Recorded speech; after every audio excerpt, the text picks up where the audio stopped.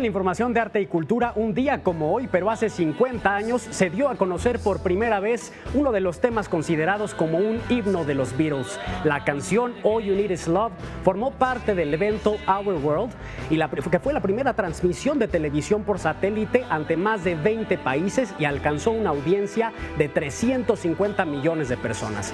Esta fue la última presentación de los Beatles en un programa de televisión en vivo.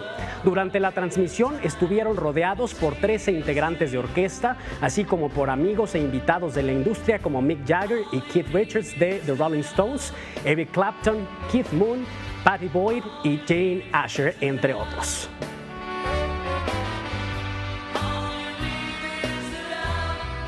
Y siguiendo con las fechas de aniversario, mañana el mago más famoso del mundo cumple 20 años. La primera publicación de Harry Potter y la Piedra Filosofal se llevó a cabo un 26 de junio de 1997.